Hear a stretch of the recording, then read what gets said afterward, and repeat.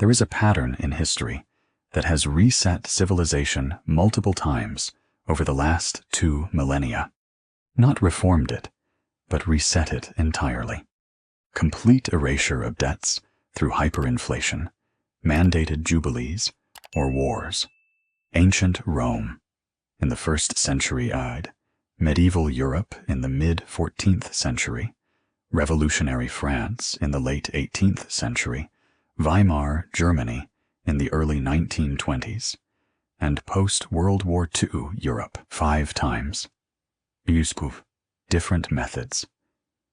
But the outcome was always the same: a total annihilation of debt, wiping out the savings of ordinary people, and transferring wealth on a scale that dwarfs modern billionaires.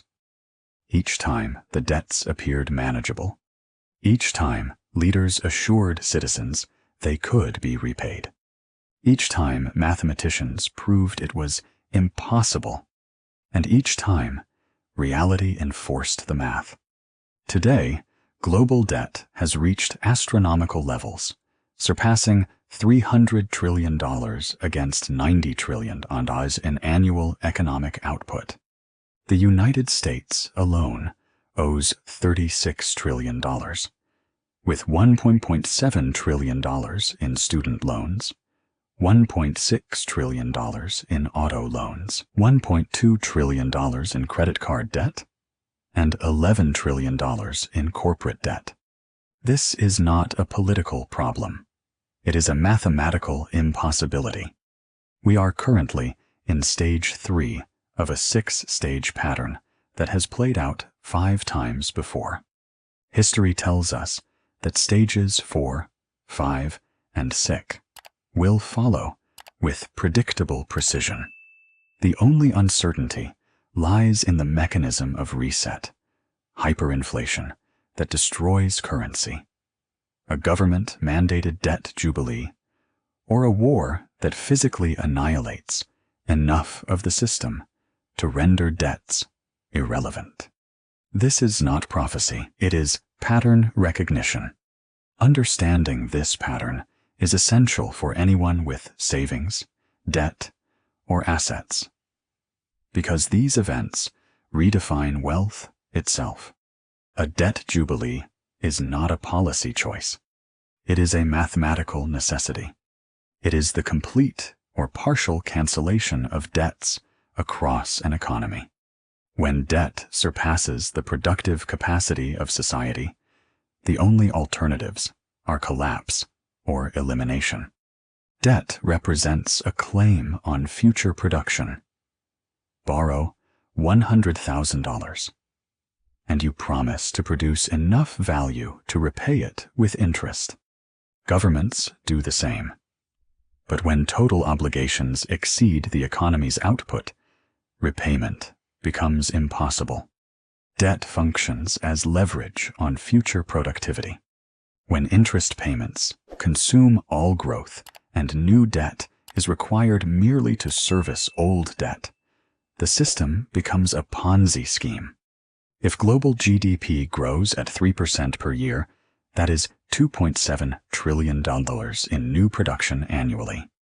With $300 trillion in debt at a 3% interest rate, annual payments demand $9 trillion. There is no conceivable way to meet this demand.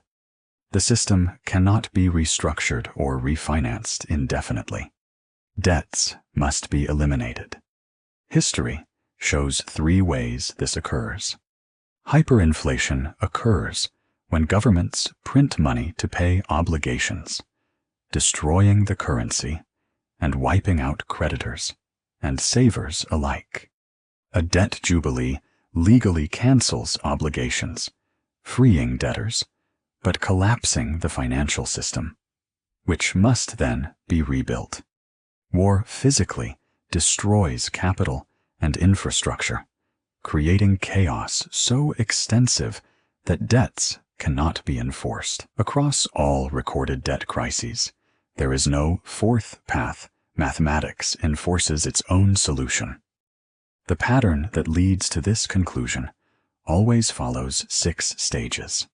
Stage 1 is the credit expansion that creates the illusion of prosperity. Easy credit inflates apparent growth, and governments celebrate rising GDP, thinking debt is productive. But the prosperity is illusory. It is borrowed from the future. In Rome between 10 and 30 AD, after Augustus established the empire, credit markets exploded. Wealthy patricians lent to merchants, plebeians, and each other. The Senate funded massive public works through debt. Roads, aqueducts, and arenas were built not with saving, but with promises to pay in the future. Senators borrowed to fund gladiatorial games. Governors borrowed to buy political influence. The economy seemed to thrive, yet it was a facade, sustained by borrowing rather than productive investment. In medieval Europe, between 1300 and 1340, Italian banking houses, Bardi, Peruzzi, and Medici, lent vast sums to kings, nobles, merchants, and the church. Monarchs borrowed to fund wars, including the 100 Years' War. Trade flourished. Cathedrals rose, universities were founded, and prosperity appeared real. But debt accumulated beneath the surface, creating enormous systemic risk. Revolving credit masked insolvency as kings borrowed to repay previous loans, and bankers faced exposure to sovereign default. Revolutionary France, from 1700 to 1785, repeated this pattern. Louis XIV left France deeply indebted. Rather than austerity, his successors borrowed more to finance wars and maintain opulence. Louis XVI and Louis XVI inherited obligations consuming half of government revenue just in interest payments. Paris was a cultural capital. Versailles glittered with extravagance, and credit continued to flow because everyone assumed France's wealth could always underwrite more borrowing. Weimar Germany, 1918-1923, faced reparations from the Treaty of Versailles totaling an impossible sum. The government borrowed to make payments, fund reconstruction, and avoid raising taxes. Initially, unemployment fell, and production rose. The illusion of growth returned, but it was all borrowed from the future. The currency eventually collapsed, resulting in hyperinflation that wiped out personal savings and transferred wealth to those able to acquire real assets first. Post-World War II, the Western world experienced the largest credit expansion in history. The U.S. provided GI Bill benefits, subsidizing housing, education, and business loans for millions of veterans, while Europe received Marshall Plan aid, often extended as credit. Growth soared. Living standards rose, and government borrowing seemed manageable. Yet even this golden age was a Stage 1 credit expansion, creating the illusion of sustainable prosperity. Stage 2 emerges when debt reaches a critical threshold, roughly 250% of GDP, after which growth slows as resources are diverted from productive investment to debt service. In ancient Rome, by the early 30s AD under Tiberius, private debt had reached crushing levels. Medieval European sovereign debt reached crisis proportions by 1340. France faced interest payments, consuming half of government revenue by the 1780s. Germany faced unsustainable reparations in the 1920s. Even the post-war boom contained latent vulnerabilities, which would later manifest in stagflation, currency crises, and the eventual debt crises of the 1970s and 1980s. Stage 3 is the realization that debts cannot be repaid. This is where we are now. Mathematicians, economists, and even central bankers understand the impossible ratios between debt and GDP. Stage 4, 5, and 6 hyperinflation. Jubilee or war await. Their form dictated by political and social choices, but their necessity dictated by arithmetic. Understanding this pattern is not mere intellectual exercise. It provides clarity in an age of financial complexity, revealing that wealth and debt are far more transient than conventional wisdom allows. Every savings account, pension fund, and bond is subject to forces far larger than policy or market sentiment. History does not forgive miscalculations in leverage. Those who recognize the pattern can prepare, and those who ignore it will see wealth vanish as it has 5 times before. The question is not if, but when, and in what form the next debt reset will arrive. Will it be inflation, wiping out the currency?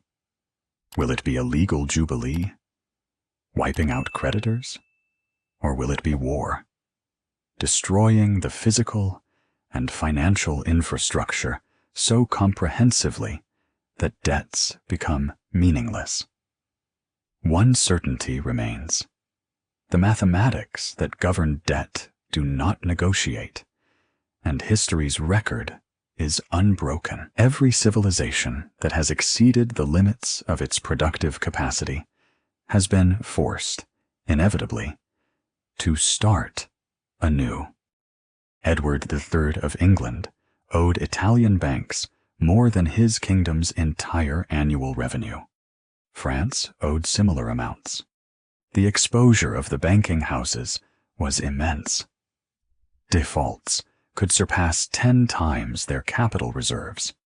As a result, the credit markets froze. Banks stopped lending. Interest rates spiked. Monarchs, who had borrowed effortlessly for decades, suddenly found themselves unable to secure new creditors. In revolutionary France, by the late 1780s, debt consumed 60% of government revenue in interest alone. Total obligations were estimated at 3 times annual government income. Not GDP, just revenue, which might have been only 1/10 of the economy. Even as the government tried to borrow more, creditors grew wary, and interest rates rose sharply. Borrowing became more expensive, feeding a vicious cycle where increasing revenue had to go to service old debts rather than fund public projects or defense. Weimar Germany faced an even more extreme case. By 1921, Germany's combined domestic debt and reparations exceeded 400% of GDP. Reparations alone totaled 132 billion gold marks, while annual GDP was perhaps only 30 billion marks. The government attempted to meet obligations by borrowing from the Reichsbank, but debt was expanding faster than the economy. Stage 2, the recognition that borrowing had exceeded sustainable limits, was complete. The modern global economy mirrors these historical precedents. Following the 2008 financial crisis, global debt rose from 200% of GDP to 250% by 2010. Instead of deleveraging, governments and corporations borrowed even more. By 2020, global debt reached 320% of GDP, and with emergency spending in response to crises such as the pandemic, it surged further, surpassing 350% of GDP by 2022. In the United States, federal debt now exceeds 120% of GDP. Corporate debt is around 45%, household debt 75%, and financial sector obligations another 80%, pushing the total over 320% of GDP. Stage 3. The point at which interest payments consume all new economic growth is where the math becomes undeniable. When every new dollar of production goes to servicing old debt, the system is locked into a debt trap. Any new borrowing only deepens the problem. In ancient Rome, by 33 AD, creditors demanded repayment, and debtors could not comply. Lending froze entirely, commerce slowed, and land prices collapsed because borrowing had fueled purchases. Wealth flowed from debtors to creditors. Yet debtors had no means to generate the wealth needed to pay. Medieval Europe faced a similar collapse in 1345, when Edward III defaulted on loans from the Bardi and Peruzzi banks. The banks, overexposed, failed completely, and the credit freeze spread across Europe. Trade collapsed. Interest payments drained every kingdom's resources, and economic growth ground to a halt. Revolutionary France, by 1788, faced a similar trap. 60% of revenue was devoted to interest payments alone, leaving nothing for military, administration, or public welfare. Borrowing existed only to service previous loans. A textbook Ponzi scheme. When Louis XVI called the Assembly of Notables to approve new taxes, the nobles refused, precipitating revolution. Weimar Germany's crisis accelerated in 1922-1923. The government printed money to cover debts, unleashing hyperinflation. Prices doubled, then doubled again. Currency lost value faster than the government could produce it, destroying savings, while debts remained tied to gold marks. Repayment, in real terms, became impossible, and everyone, from creditors to debtors, understood it. The modern United States, in 2025, mirrors these conditions. Interest payments on federal debt are approaching $1 trillion annually, exceeding defense spending and consuming nearly 100% of real GDP growth. Corporate and household debt compound the problem. Even a dramatic increase in TREASURY or radical spending cuts could not solve the imbalance. Global debt obligations of $300 trillion exceed what the world could repay in multiple lifetimes, while maintaining the basic functions of society. Stage 4. The recognition that repayment is impossible is already underway. Anyone who examines the numbers understands this is mathematically unpayable. Stage 5 is the rise of political pressure for a reset. Once the impossibility is recognized, debtors demand relief, creditors demand protection, and governments are caught between irreconcilable demands. The social contract begins to fray. In ancient Rome, plebeians demanded debt relief as debtor prisons overflowed, and families were sold into slavery. The Senate was deadlocked. Creditors refused to accept losses. Riots erupted. Homes of creditors were attacked. Political pressure reached a breaking point.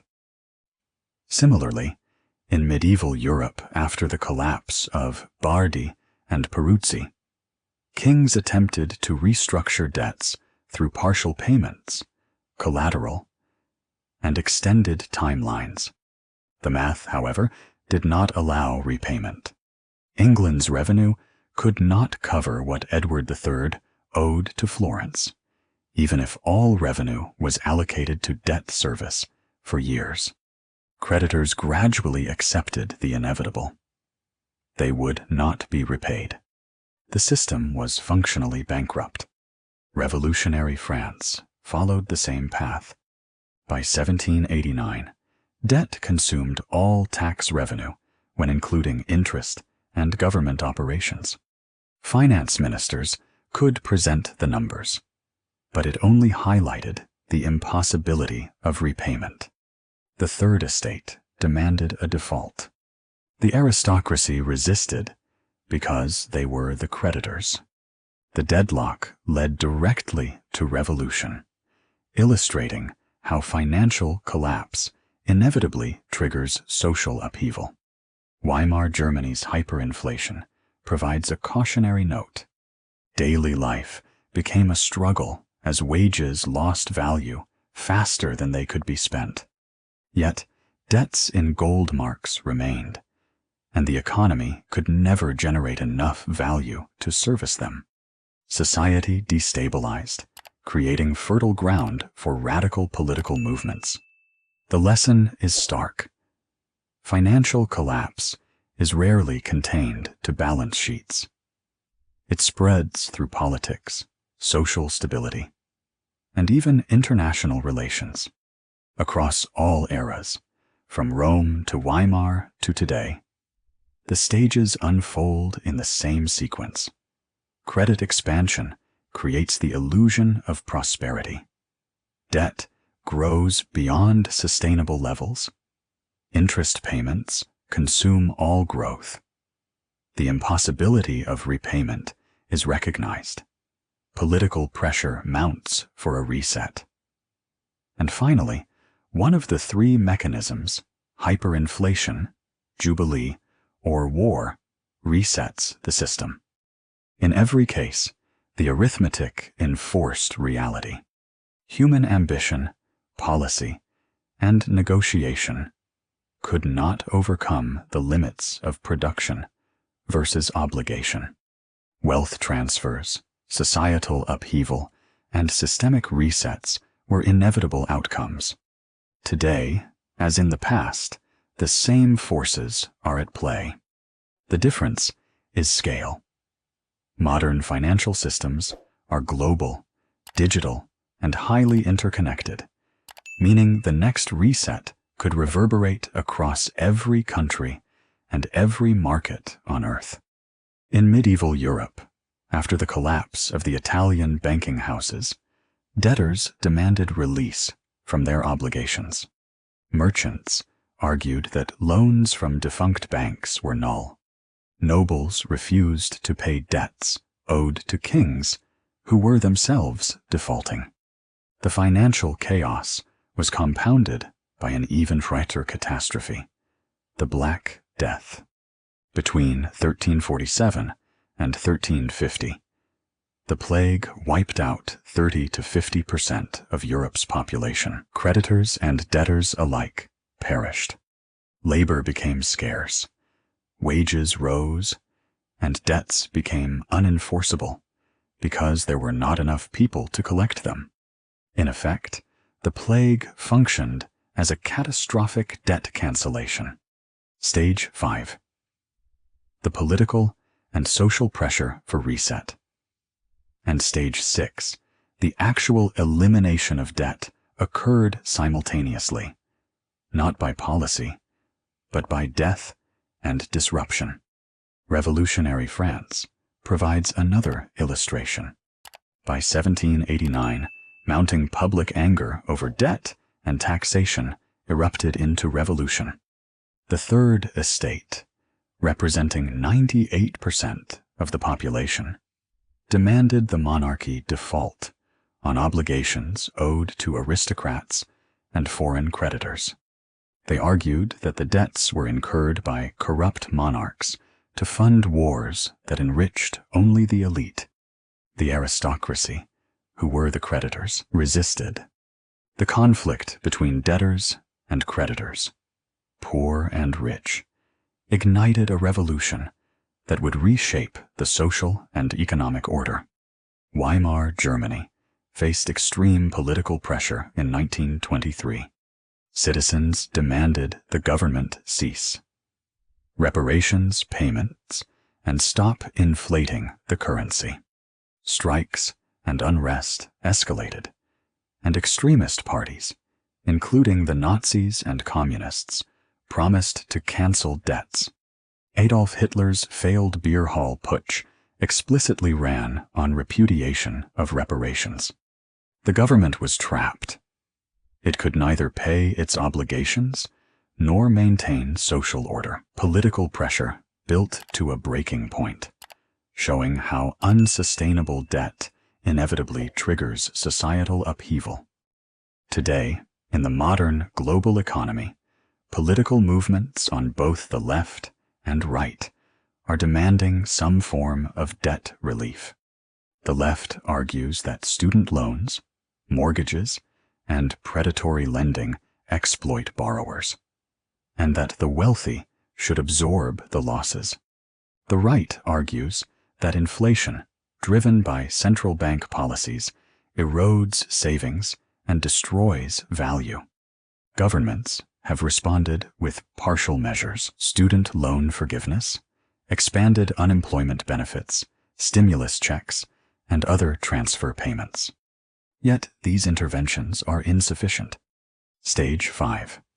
The political pressure for systemic debt relief is already forming, building toward an inevitable reset. Stage 6 is the ultimate reset: the elimination of debt through hyperinflation, jubilee, or war. The mechanism varies, but the outcome is always the same. Creditors are wiped out, savers lose their wealth, and society must rebuild.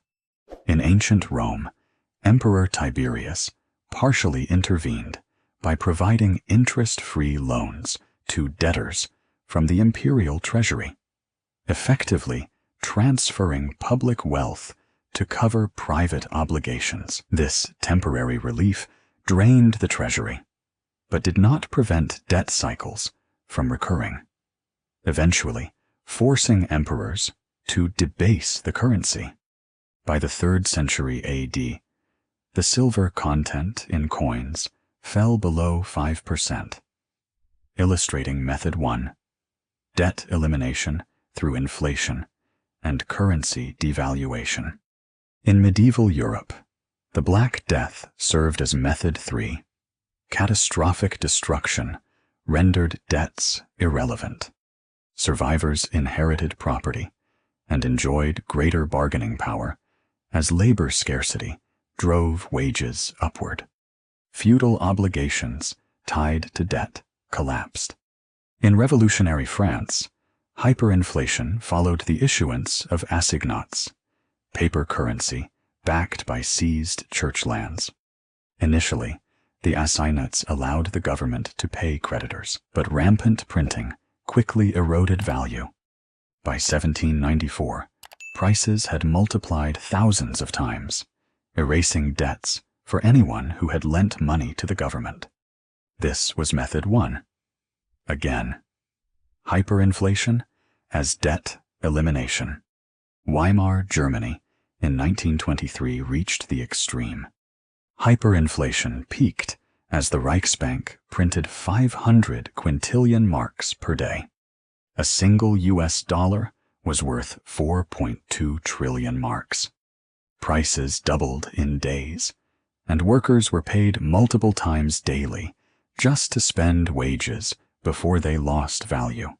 Savings vanished, but debts still denominated in marks were effectively erased.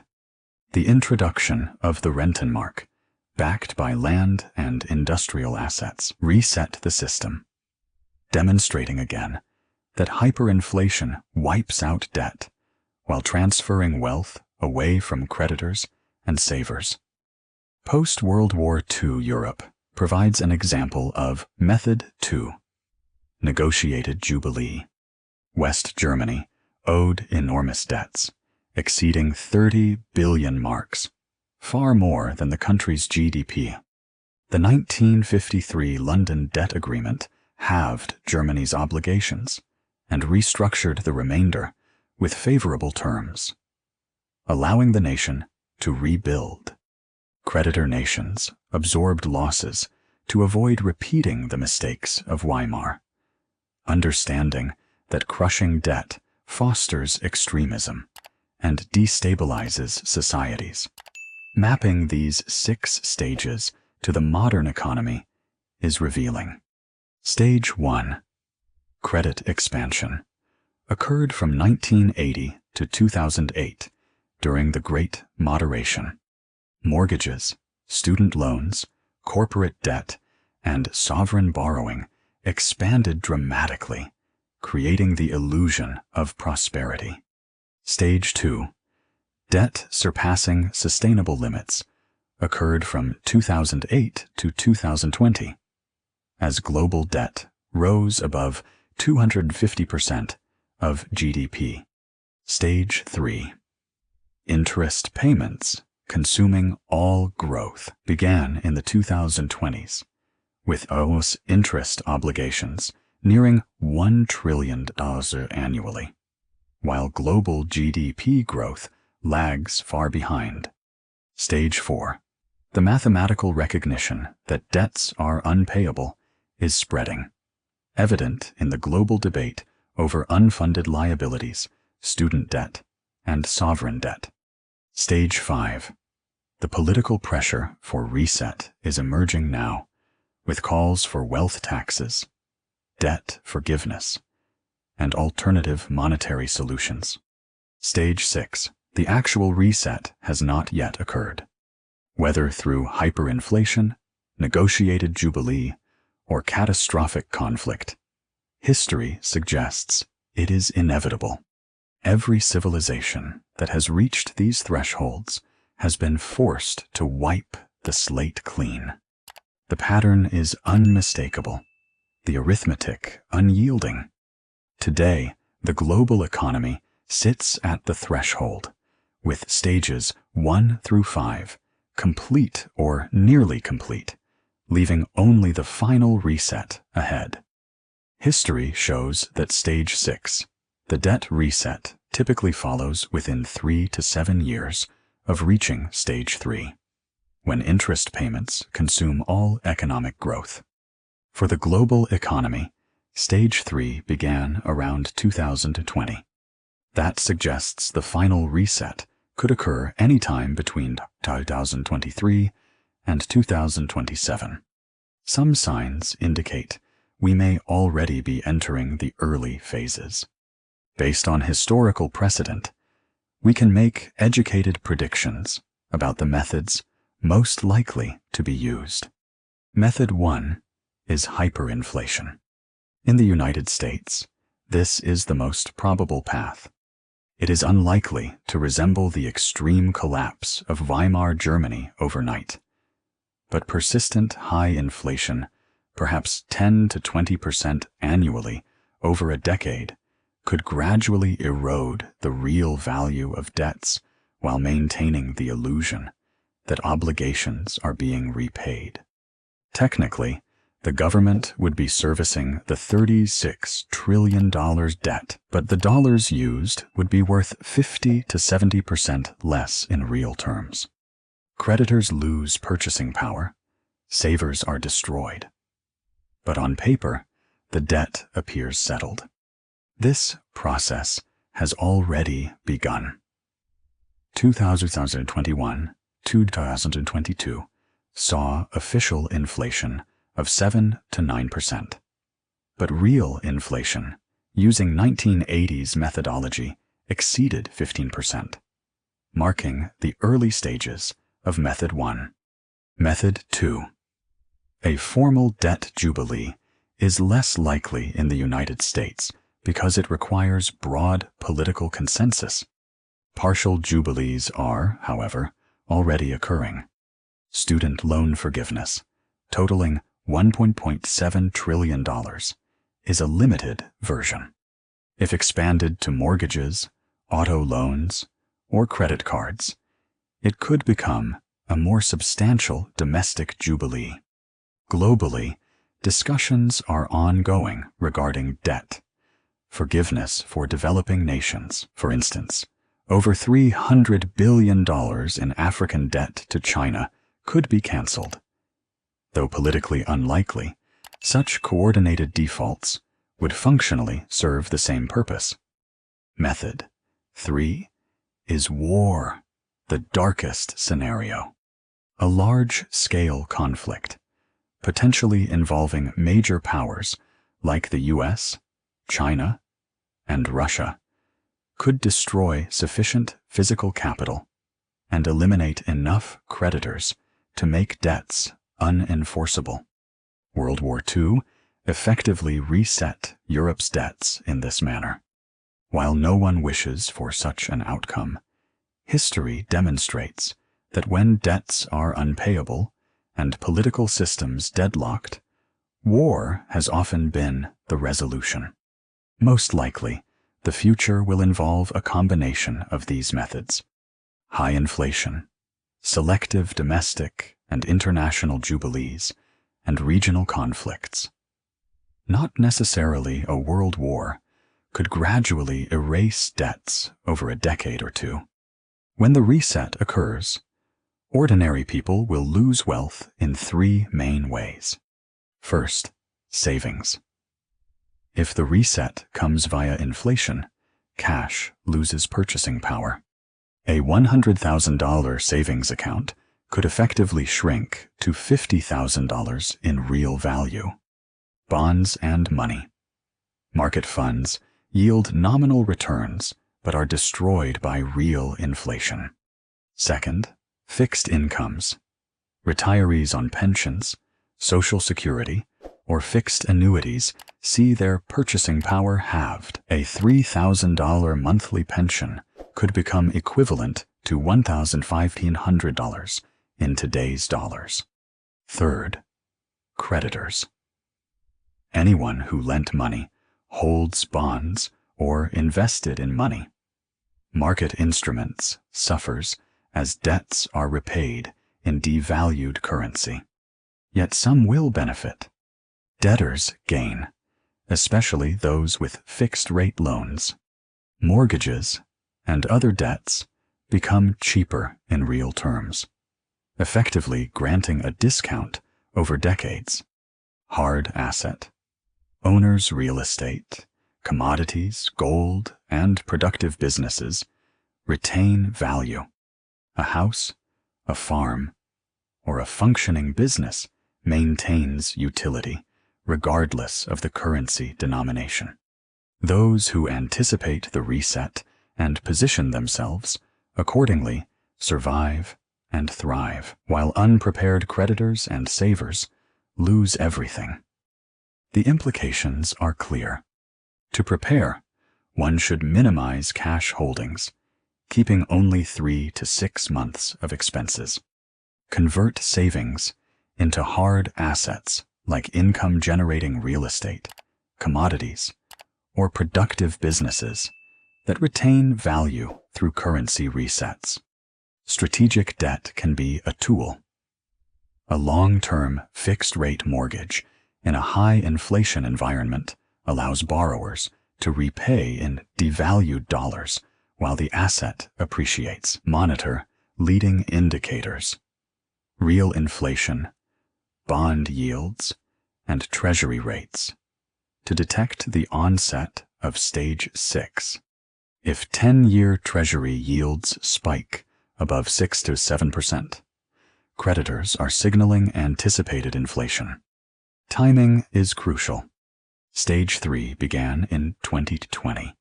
Stage 6 could occur as early as 2025 or as late as 2027. Historical patterns accelerate near their conclusion, so positioning early is safer than waiting for confirmation. Over the last 2,000 years, 5 civilizations reached unpayable debt levels and underwent resets. Ancient Rome debased its currency. Medieval Europe experienced debt-erasing plagues. Revolutionary France hyperinflated assignats. Weimar Germany destroyed savings in a single year, and post-war Europe negotiated a 50% jubilee. The methods differed, but the six-stage pattern remained consistent. Those who understood the pattern survived and thrived. Those who ignored it lost everything. Today, global debt stands at 335% of GDP, $300 trillion, and interest payments consume all growth. The debt is mathematically unpayable. Stage 3 is complete. Stages 4 and 5 are unfolding. And stage 6 is inevitable. The question is whether you recognize the pattern before it completes. Will you hold bonds and fixed income assets when the reset occurs? Or will you be positioned in hard assets, protected against inflation and systemic debt collapse? History is unambiguous. The debt will not be repaid. It will be erased through inflation, jubilee, or war, transferring wealth from creditors to debtors, from savers to productive asset owners, from those who trust promises to those who understand the math. The pattern has repeated 5 times over 2 millennia, and it is happening again. 6 stages, inexorably following one another. We are in stage 3, moving through 4 and 5, with stage 6 on the horizon. Recognize it, understand it, and prepare accordingly. Because once the reset happens, those who saw it coming will have secured their survival, while others will lose everything.